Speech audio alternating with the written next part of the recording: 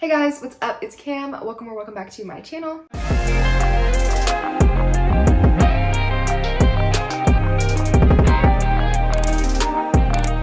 So in today's video, we are going to be talking about the lack of diversity on social media, but more specifically, the lack of diversity on YouTube. So before we get started, if you guys want to see more commentary content from me, go ahead and subscribe to my channel down below. You can follow me on all of my social media. Links and everything will be on the screen and down below. And without further ado, let's get into the video. I'm going to be splitting up today's video into a couple of different parts because I feel like this requires a full breakdown, not only because there's so many subcategories under the lack of diversity, but within those subcategories, there's kind of so many things to cover. So I want to start by basically giving you guys a little bit of context.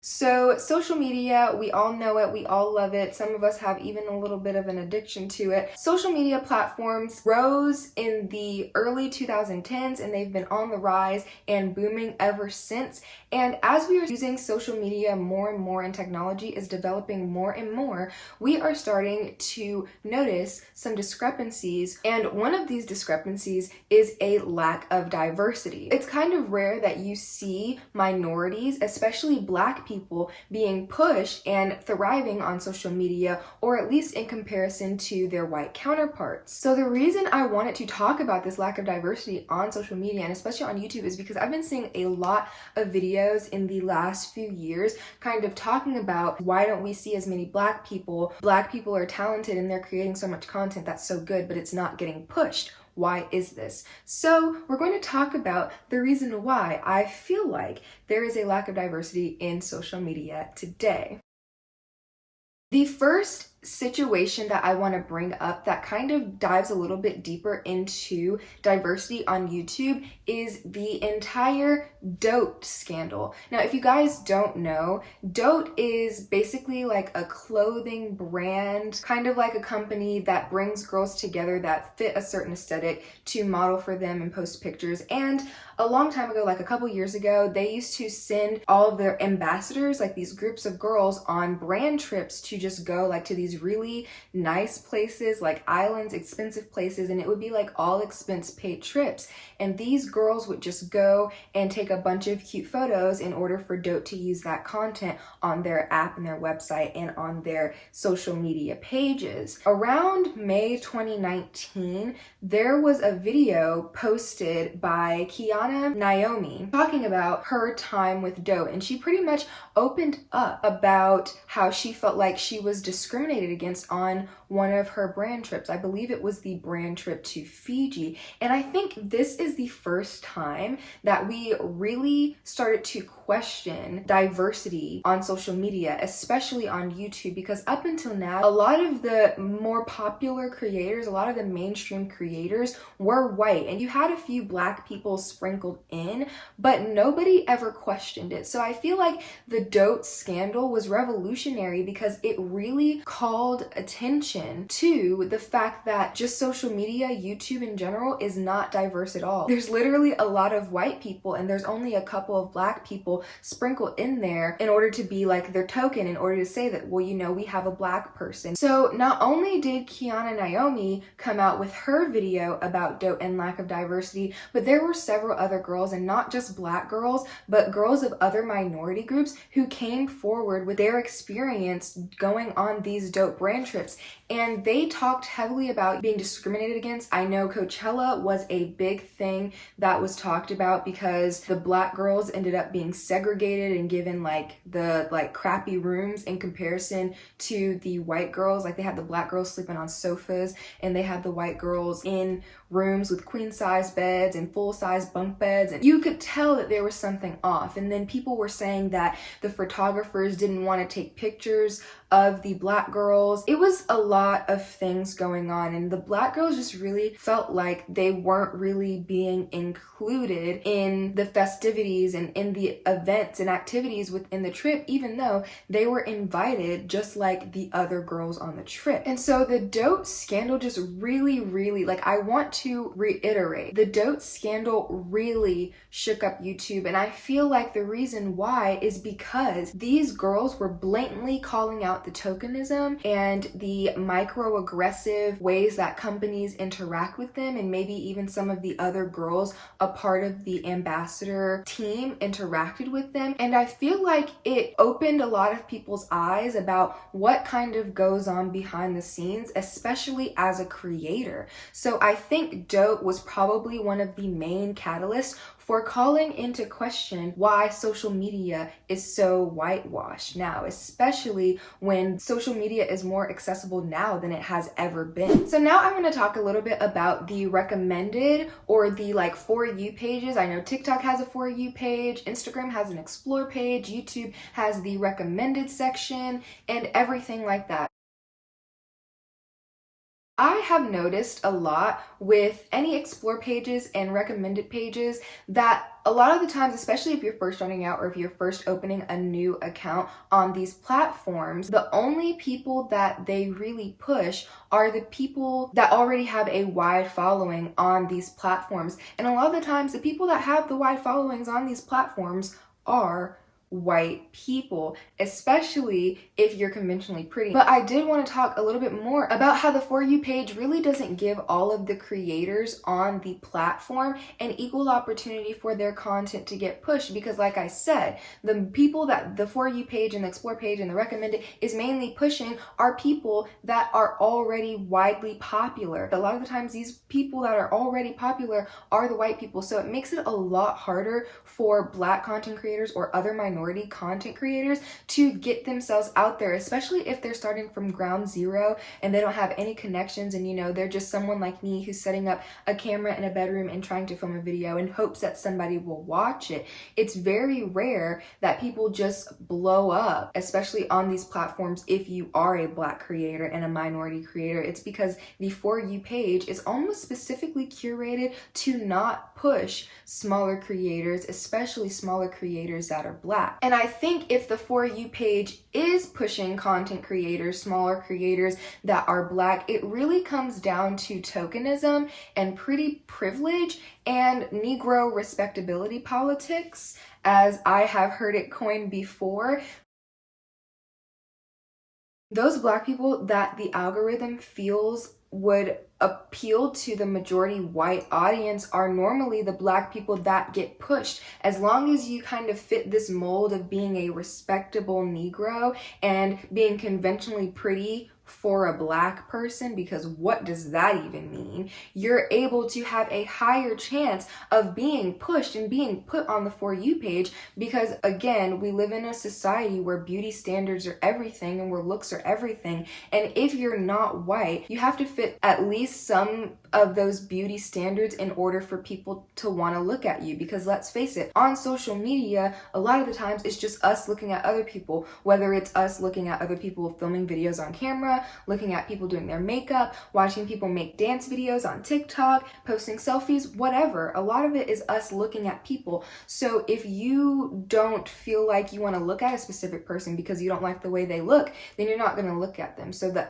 For You page and the recommended page pushes people not only that look good and that are token Black people. If they are going to push Black people, they only push the people that already have platforms. It's really not a fair sort of thing. And the only way you can really curate your For You page is if you specifically go out and search for Black people and Black creators doing things that are more catered towards Black people. And if you just can keep consuming that content, then the algorithm is going to eventually catch on to that, and it's going to start recommending you Black creators and things that circle more around the Black experience and being Black on social media. Okay, so we've come to the part of the video where we're going to get a little bit more political, but all of this is true. And just hear me out. We're going to talk about Black Lives Matter and everything that happened in the summer of 2020, because I feel like this was another very important part of the entire lack of diversity on YouTube, and this is why.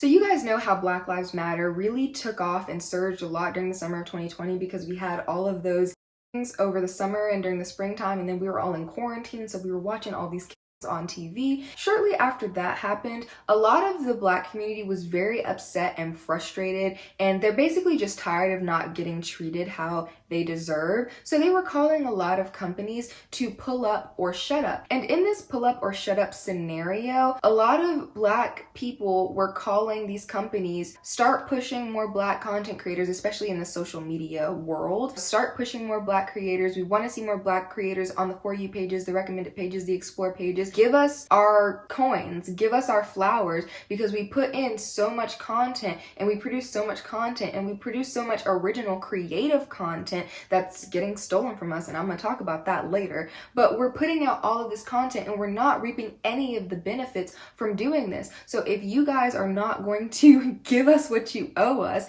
which in this case, we're not even really asking for money. We're just asking that you give us a little bit of push out into the algorithm so we can have platforms just as big as some of these other white creators, right? A lot of Black creators were upset, and YouTube, Instagram, Twitter, TikTok were trying to back these Black creators by starting to push them a little bit more. Just give us a little sprinkle of what it's like to have Black people in the For You pages without tokenizing a bunch of them. They were giving us a little bit. And I think over time, it definitely trickled out, and each social media platform kind of fell back into its old ways of not really pushing Black creators just how they were doing before summer of 2020. And I think it even goes to show the same with white creators. A lot of them during the summer of 2020 were talking about the resources and putting donation links in their bio, and we're shouting out a lot of Black creators to really try and give Black people voices and uplift Black people and push Black content creators on the respective platforms. But after a few months, like, it all stopped. And I feel like these social media platforms just really thought Black Lives Matter ended with the summer of 2020, even though it really didn't, because eventually we saw a shift and it went right back to what it was before the Black Lives Matter movement really popped off over the summer. And you kind of see the true colors of these social media platforms after that, because I start to realize, okay, you know, they're just doing this in order to say they do it, not because they actually care about their creators, if you know what I mean. So now we must talk about shadow banning and demonetization, because this is something that I have seen come up on so many different Black creators' videos, and them talking about, you know, I can't do such and such and so, or I'm gonna get demonetized, or I can't talk about this topic or that topic, or I can't say certain trigger words in my videos because I'm gonna get demonetized. Or if I'm telling the truth and if I'm calling like platforms out, or if I'm calling popular creators out, I'm gonna get shadow banned. A lot of people have come out on their platforms, especially on YouTube, to talk about getting demonetized and being shadow banned as a Black creator.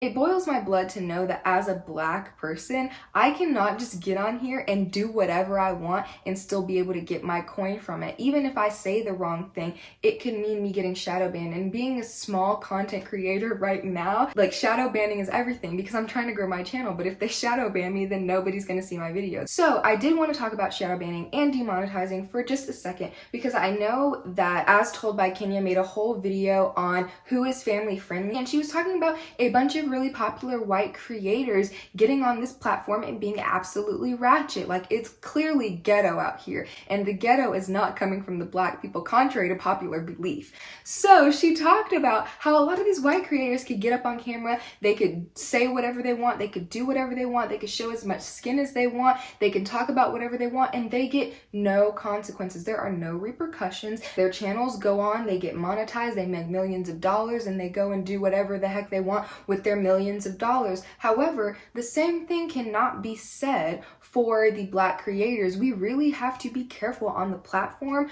with saying certain things and with doing certain things, showing too much skin, which I also have a problem with that, because if Becky could get up on here and shake her ass, then I should be able to do the same thing without facing any negative repercussions. Because if she's not going to face negative repercussions, then why should I have to, being a Black girl, especially if we're around the same age? Listen, it's not fair. And I know there's a whole thing with try-on hauls where YouTube demonetizes certain try-on hauls. I know Black ambassadors of Savage X Fenty sometimes get demonetized for their try-on hauls. I know that sometimes when people do the Shein in swimsuit hauls. A lot of black creators have talked about getting demonetized for doing that if they show a little bit too much skin in those videos. And even certain tea channels will get demonetized, or other commentary channels will get demonetized for talking about certain subjects that include certain other popular white creators, because YouTube does not want their prized creators to go down. And I really think this is done on purpose in a way to kind of try to silence the black creators from speaking out against the discrepancies within the algorithm and speaking out against all of the things that aren't fair within the platform, because it shouldn't be allowed that creators are able to have so many sexual assault allegations out on them, getting in drama, being racist, being homophobic, being transphobic, being misogynistic, and are still able to have a platform that makes a lot of money when I can't even say certain curse words, or I can't even talk about certain things on the platform without having fear of being shadow banned. And that's why I think a lot of black people, especially black people on this platform, try to appeal to those Negro respectability politics like we mentioned before, but they also try to be as family friendly as possible, which means like not cursing in their videos, not showing an excessive amount of skin in their videos, not talking about controversial topics or talking about very popular creators of the platform in order to save themselves from basically getting pushed out of being able to be seen by other people on the platform, or basically it takes them out of the running for their channel being able to blow up, because YouTube does not like to push that type of content. YouTube does not like that type of content to be seen on their platform. And it's really maddening because, you know, as a creator, you want to get up on here on your platform and you want to create the type of content that you want to create, but as a black creator, you really have to watch out and you have to limit yourself so much to what you can create, because if you want to make this a profitable thing, or if you want to make this into like a full-time job, you have to almost kind of put your money first sometimes. And by putting your money first on a platform like this, it comes with basically having to censor yourself a lot more than any other white creators would have to censor themselves, so you can still get a check. And we're going to talk about it in this next section, but it's not the same check size as a lot of these white creators, but we're going to get into that. All right, so we come to the part of the video where we're going to talk about pay and wage gaps and sponsorships. A while ago, an Instagram page called FU Pay Me posted a picture of a summary of a white content creator versus a black content creator and how much they get paid for sponsorships in comparison to one another. And on that picture, I'm gonna put it up on the screen if I can find it, but you can see clearly that the white creator makes so much more. And I was just mind blown because I already knew that there was like a wage or pay gap discrepancy in like sponsorships. Some black creators who are following the same genre as a white creator and have the same follower count won't get paid as much for sponsorships. I kind of already knew that a little bit just from hearing people talk about it here and there, but I did not know that it was that bad. And Kai Foster actually came out with an entire video talking about her frustrations with this pay and wage gap, because she has made YouTube her full-time job. And when you go to a full-time job, obviously you expect to get paid full-time job wages, but because there's such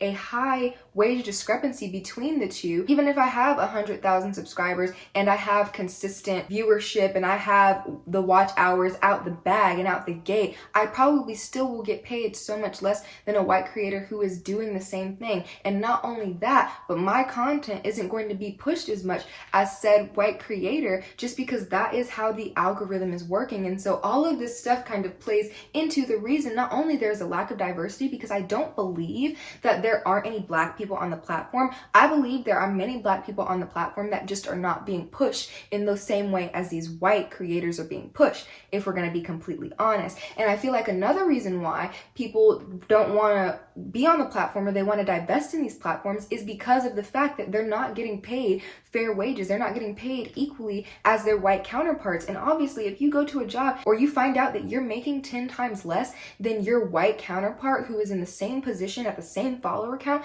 as you, it's gonna make you feel some type of way. You put in so much work and you work so hard to get almost nothing for it. And then on top of that, if you're not appealing to these Negro respectability politics, you also have to think about the fact that sponsors are not going to want to sponsor you. So if you're already not getting a lot of sponsorships like that, and then YouTube is also demonetizing every other video that you make, and then on top of that, they're not pushing your videos out into the algorithm, so your viewership is down or it's less than what your white counterpart is, you're already not even going to be making that much money. And it's so sad to see how the wage discrepancies basically kind of make Black people or Black creators shy away from creating as much, and they really want to divest in the platform because they're not getting as much out of it as they're putting into it. And I think even that too fosters burnout, because you're pushing yourself so hard in order to get this content out, knowing that you may not even reap the benefits from creating. And I remember Kai Foster's video getting so much praise from people like It's Keisha,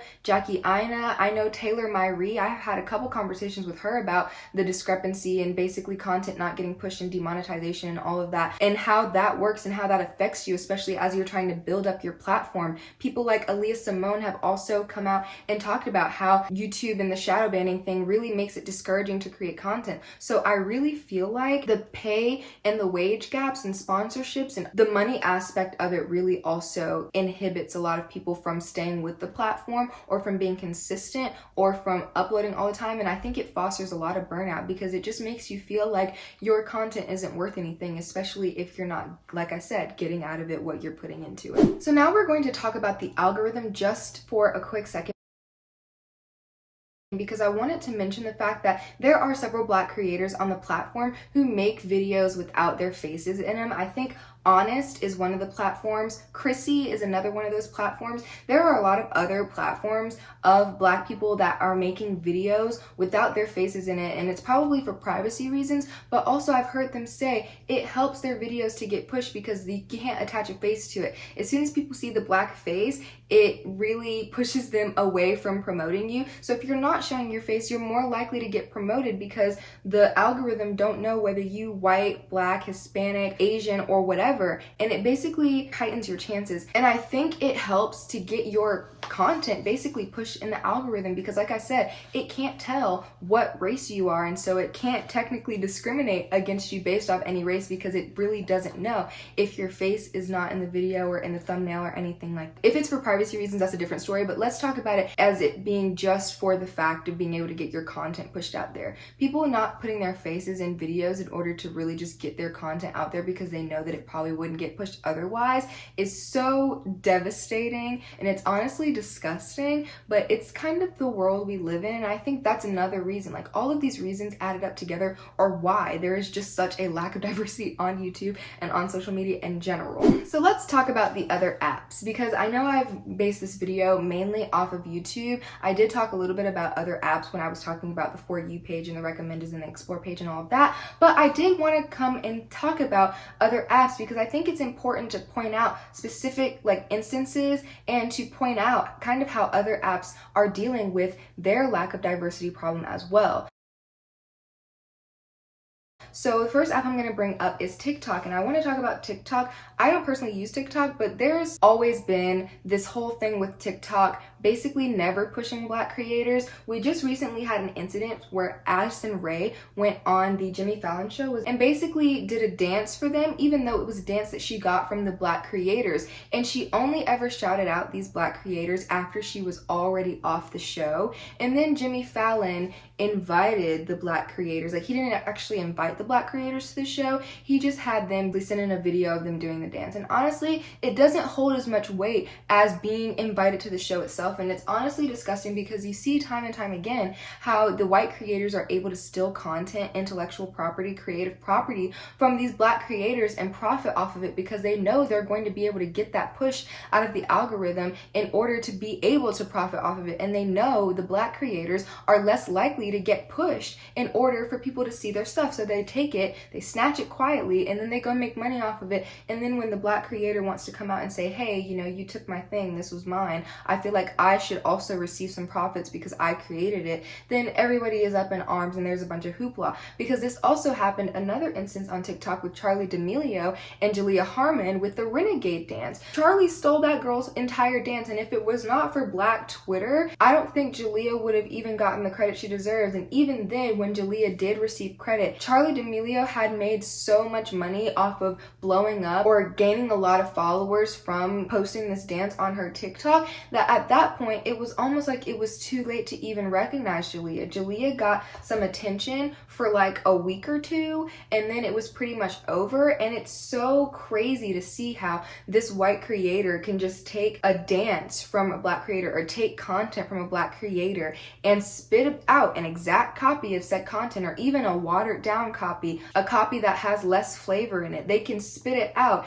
it becomes popular, they gain profit from it. The Black creator never gets their credit, they never see the profit, they never get the notoriety, they never get the platform from their content, which was stolen from them. And I think this is a great example. Instead of pushing the copycats on the platform, we should be pushing the original creators, which are the Black people. And instead of stealing people's intellectual property and creative property and trying to copycat it to the best of your abilities, why don't you just push the original creator? Like, I don't really think it's that hard. And then I know in another one of Kenya's videos, as told by Kenya, in another one of her videos, she was talking about how it's so much easier to blow up on Twitter as a Black creator, but that's just because a lot of Twitter is not based off face, it's based off of humor. And a lot of people find Black people funny. I guess it's because a lot of Black people have like trauma responses to things, and so they just make funny things because it's all rooted in their trauma. And if you talk about a traumatic experience, a lot of the times, especially if nobody has experience with that type of trauma, like, people are gonna find it funny.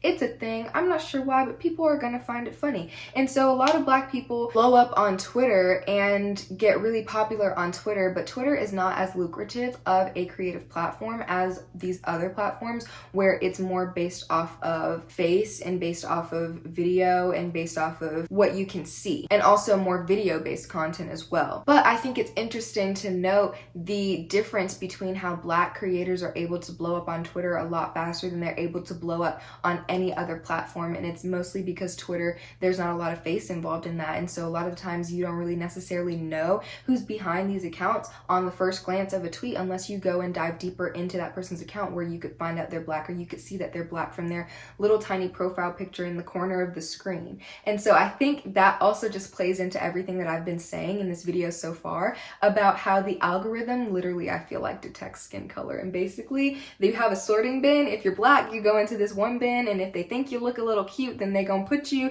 in the bin to get pushed maybe possibly someday, one day, you know? And then there was also Pinterest, who basically just put out a feature on their app where you can search pins and search aesthetics based off of skin color. So you can actually go up on their app and pick a skin color, and they will show you mostly pins for this, because I know a lot of Black people were getting really fed up and really upset about every time they want to go on Pinterest and draw inspiration or create mood boards and stuff. If it was anything related to being Black, like a Black girl, you always have to put Black girl in the search bar in order to get the results that you're actually looking for. Because if you just search cute hairstyles or cute clothes or cute nails, they mostly are going to show you white people. And so a lot of Black girls, if they wanted to find nice pins for their mood boards and stuff like that, they would have to put Black girl in the search bar. And so, like I said, a lot of Black people were fed up, they're tired of doing this, and so they actually created another app. A Black woman created another app called Melaninterest that was specifically catered towards Black people, and it's only Black people on this website and this app. And so it's basically like Pinterest, but it's all Black everything, period. And I think Pinterest took notice of this, and then they went and added in this feature so that it could draw the Black people, or at least some of the population of Black people that left in favor of Melaninterest. So yeah, I think they added this feature because it was able to draw back some of the Black audience